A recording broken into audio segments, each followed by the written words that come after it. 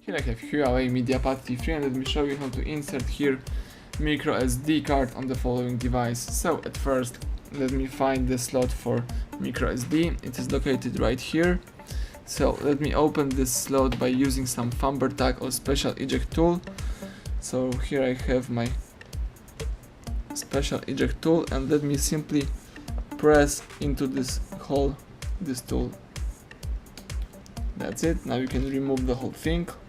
Let me do it. Now you can insert here the micro SD card. Let me do it. Here I have my memory card with the characteristic edge right here, and let me put this card in that position.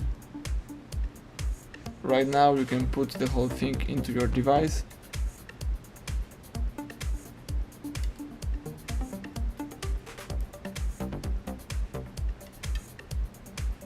And press it to the end. Excellent. Now let me simply switch on my tablet to check if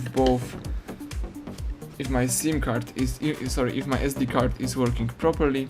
So let me unlock the device. Let's find and select the settings.